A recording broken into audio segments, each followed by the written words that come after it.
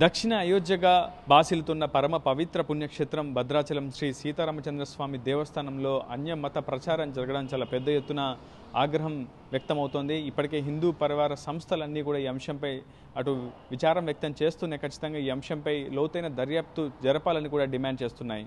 అటు భద్రాచలం పుణ్యక్షేత్రమైనటువంటి శ్రీ సీతారామచంద్రస్వామి దేవస్థానం పరిధిలో శేష వస్త్రాల విక్రయ కౌంటర్లో అన్య మతానికి సంబంధించినటువంటి సూక్తులు వ్యాఖ్యలు ఉన్నటువంటి సంచుల కనిపించడంతో ఒకసారిగా భక్తులు ఇచ్చినటువంటి ఫిర్యాదు మేరకు ప్రస్తుతం ఈవో కూడా దర్యాప్తు ప్రారంభించారు. అయితే ఇది ఉద్దేశపూర్వకంగా జరిగినటువంటి ఘటన కాదని కేవలం స్క్రాప్లో కొనుగోలు చేసినటువంటి కొన్ని కవర్లపై మాత్రమే అన్యమతానికి సంబంధించినటువంటి కొన్ని వ్యాఖ్యలు ముద్రించి ఉన్నాయని చెప్పి కూడా విచారణలో తేలినట్లు ప్రస్తుతం ఆలయ కార్యనిర్వాహక విభాగం కూడా స్పందించి ఈ ఘటనపై లోతైన దర్యాప్తు అయితే చేస్తామని చెప్తుంది. ఇప్పటికే వస్త్ర విక్రయ కౌంటర్ ప్రతినిధులపై యజమానులపై కూడా టెండర్దారులపై కూడా అటు పూర్తి స్థాయిలో వాళ్ళకి కూడా షోకాజ్ నోటీసులు కూడా జారీ చేసినట్లు ఒక ప్రకటన కూడా విడుదల చేసింది దేవస్థాన కార్యనిర్వాహక విభాగం. ఈ అంశంపై స్పందించేందుకు మనకు అందుబాటులో విశ్వ హిందూ పరిషత్ ప్రతినిధులు ఉన్నారు.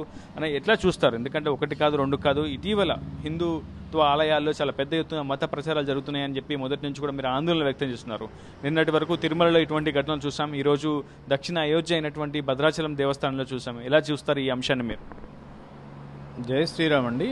నేను బొడ్డు కృష్ణ విశ్వ హిందూ పరిషత్ జిల్లా ప్రధాన కార్యదర్శి, ఖమ్మం జిల్లా. మీరు చూసినట్లయితే అండి, ఇవాళ కొత్తగా భద్రాచలంలో మనం దక్షిణ అయోధ్యలో కానీ లేకపోతే తిరుమలలో మనం అఖిల భారతంలో హిందూ అయి పుట్టిన ప్రతివాడికి వైకుంఠం తర్వాత భూలోక స్వర్గం అంటే ఆ కొలువై ఉన్నదంటే మనం బాలాజీ వెంకటేశ్వర స్వామిని మనం చెప్తాం. అలాంటి ఎన్నో జరిగినాయి అక్కడ. సిలువల గుర్తులు కానీ ఇంకొక మత గుర్తులు కానీ వేరే ఎంప్లాయీస్ దాంట్లో ఉండడం కానీ ఇవన్నీ కూడా ఇప్పుడు ఎక్కడైనా మనం ఏదైనా మనం ఎవరిని మనం వేరే మత వస్తువుల్ని కించపరచడం లేకపోతే తక్కువ చేయడమే కాదు. మనం ఏదైనా ఒక చర్చికి వెళ్ళి లేదా ఒక మసీదుకి వెళ్ళి బొట్టు పెట్టుకొని అక్కడ కౌంటర్లు పెట్టి అమ్మే వాళ్ళని మనం ఎక్కడైనా చూస్తామా? మీరు చూసారు ఎక్కడైనా? మీడియా ప్రతినిధులు మీరు అన్ని టెంపుల్స్కి అన్ని మసీదులకి అన్నిటి దగ్గరికి వెళ్తుంటారు. ఎక్కడైనా ఒక హిందూ ఎర్రకండ వేసుకొని కాషాయ వస్త్రాలు ధరించి ఏ మసీదులో అయినా చర్చిల్లో అయినా ఏదన్నా సరుకులు అమ్మడం మీరు చూసారు ఎక్కడైనా? ఒక కవర్ మీద రావడం అంటే ఇప్పుడు న్యూస్ పేపర్లో ఏదో అడ్వర్టైజ్మెంట్ పేపర్ పాంప్లెట్ పెట్టి వచ్చిందంటే దాన్ని నేను కూడా యాక్సిడెంటల్గా జరిగిందని యాక్సెప్ట్ చేస్తా. ఒక తెల్ల కవర్ మీద అన్య మతానికి సంబంధించి ప్రింట్ చేసి దాన్ని మనం ఎంతో పవిత్రంగా కొలిచేటటువంటి దక్షిణ అయోధ్యగా భద్రాచలం శ్రీరాము వారు నడిచి వెళ్ళిన పాదాల గుర్తులుగా మనం పూజించి అలాంటి పుణ్యక్షేత్రంలో అది యాక్సిడెంట్లుగా జరిగిందంటే ఎలా నమ్ముతాం మనం? మీరు ఎలా పరిగణిస్తారు దాన్ని? యాక్సిడెంట్లుగా జరిగిందని వాళ్ళు తప్పిపుచ్చుకోవచ్చు. ఇవన్నీ ఎప్పుడు చేయాలి వాళ్ళు? అసలు నువ్వు టెండర్ ఇస్తున్నప్పుడే చూడాలి వీళ్ళు ఎవరు ఇక్కడ అమ్మాలంటే ఎవరు అమ్మాలి అయ్యాడని. టెండర్ ఎవరికి ఇస్తున్నాం చూడాలి. అక్కడ జరుగుతుంది ఎలా జరుగుతుంది అనేది ఆలయ అధికారులు పరిరక్షణ చేస్తూ ఉండాలి. మతమేమో హిందూది, అధికారులు చేసేవాళ్ళేమో వేరే వాళ్ళు ఉంటే ఇలాగే ఉంటుంది. అది ఎప్పుడైతే ధార్మిక సంస్థల చేతిలో ఉంటుందో, ఇప్పుడు మనం కొన్ని చిన్న చిన్న టెంపుల్లో ఉన్నాం. మన ఊళ్ళో మనం ముత్యాలం పెట్టుకుంటాం, ఎల్లం పెట్టాం, ఉడుపులం పెట్టుకుంటాం. అక్కడ చూస్తామా ఇలాంటివి? మనం ఎందుకు చూడం? అది మన ఒక కుటుంబం లేదా మన హిందూ ధార్మిక సంస్థల చేతుల్లో అది ఉంటుంది కాబట్టి అక్కడ మనం అలాంటివి గమనించలేము. వేరే ఇక్కడికి వస్తే ఏమవుతుందంటే ఆలయాలేమో హిందువులవి, ఆడ అధికారులది తర్వాత ఆర్గనైజేషన్స్ అన్నవి ఏ రాజకీయ పార్టీ అధికారంలో ఉంటే వాళ్ళ కన్సర్న్లో జరుగుతుంటుంది. వాళ్ళకి అవసరమైన వాళ్ళని నమ్మకస్తులు లేకపోతే వాళ్ళకి విధేయులు వేరే విధేయులను ఆ ప్యానల్లో తీసుకురావడం ఏదో జరుగుతుంటుంది. సో ముందు నుంచి మనం ఏం చెప్తున్నామంటే ఈ ఆలయాలను కానీ ధర్మాన్ని కానీ రక్షించాలంటే అవి ఖచ్చితంగా మనకి హిందూ ధార్మిక సంస్థల చేతుల్లోనే ఆలయాలు ఉండాలి.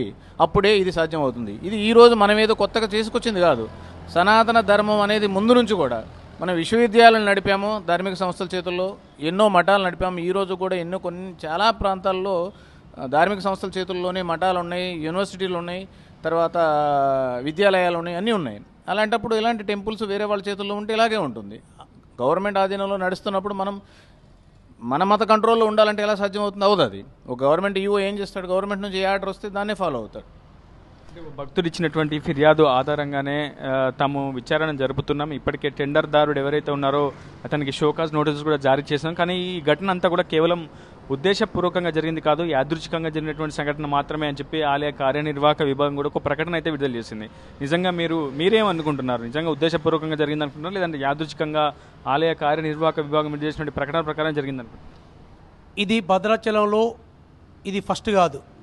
ఇంతకుముందు నెయ్యిలో కూడా టెండర్లో కూడా అవినీతి జరిగింది. అనుభవం లేని వాళ్ళకి ఇచ్చారు. అది ఇష్యూ అయినాక దాన్ని సరి చేసుకోవడం జరిగింది. ఇదే ఆర్టీవీ వారు కూడా దాన్ని ఇష్యూగా చేశారు. ఇదే కాదు, ఏదైతే భద్రాచలంలో దేవస్థానానికి సంబంధించిన స్థలాల్లో కూడా చర్చిలు కట్టి ప్రార్థనలు చేసే సందర్భాలు ఉన్నప్పుడు ఇదే విశ్వ హిందూ పరిషత్ కూడా పోరాడి ఆ మండపం చుట్టూ వాటిని తీసేయడం జరిగింది.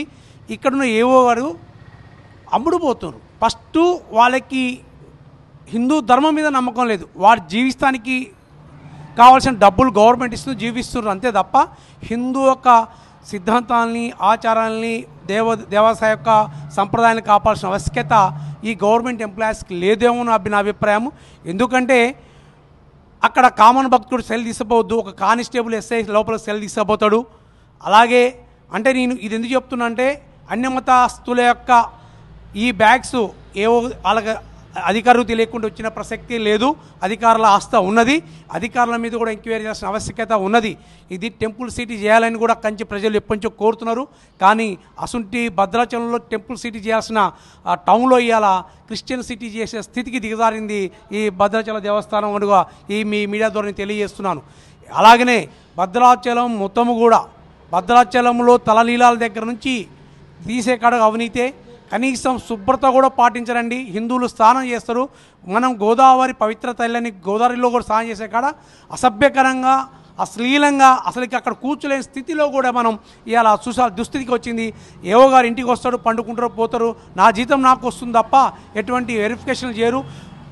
ఆరు చెప్పినట్టే వాళ్ళు తెలిసిన విధానంలో ఎంతవరకు ఎంక్వైరీ చేశారు, పోలీసులకు ఎంక్వైరీకి ఇచ్చేటప్పుడు ఎవరెవరి పేరు ఇచ్చారు, ఏ కాంట్రాక్టరు, అది తీసుకు డెలివరీ చేసింది ఎవరు, ఆ కంపెనీపై ముందు ఫస్ట్ ఆఫ్ ఆల్ ఎంక్వైరీ చేయకముందు ఎఫ్ఐఆర్ ఫైల్ చేయించి వాళ్ళని కస్టడీ తీసుకోవాలి. కస్టడీ తీసుకొని దాన్ని ఎంక్వైరీ చేయించి దేవస్థానం యొక్క ఈవెన్ రాముడు కాదు అక్కడ లక్ష్మీనారాయణుడు అంటే స్వయంభూగా రాముడు యొక్క అవతారం చాలించినాక ఆయన లక్ష్మీదేవితో వచ్చి ఇక్కడ వెలిసిల్లిండు కాబట్టి అని లక్ష్మీనారాయణుడు రాముడు కూడా అంటారు. దయచేసి అంత పవిత్ర స్థలంలో అన్నమతస్తుల్ని మేము ఖండిస్తున్నాం, అన్నమతస్తుల ప్రచారాలను ఖండిస్తున్నాం. అలాగే సీతారాముల దేవస్థానం యొక్క భూములు కూడా చాలామంది ఆక్యుపై చేశారు, దానిపై కూడా గొడవ చేశారు విశ్వ హిందూ పరిషత్కి సంబంధించిన మా కార్యకర్తలు.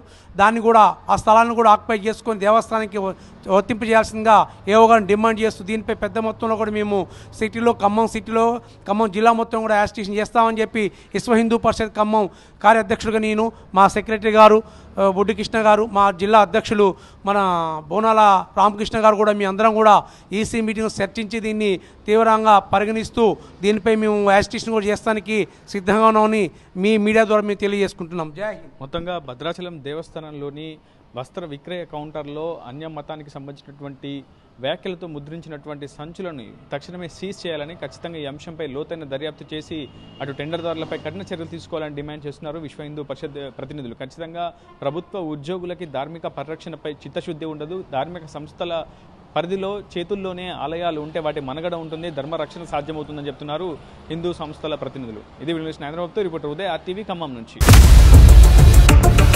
ఇండియా పాకిస్తాన్ ఉద్రిక్తతలపై లేటెస్ట్ అప్డేట్స్ కోసం డౌన్లోడ్ చేసుకోండి RTV లైవ్ యాప్.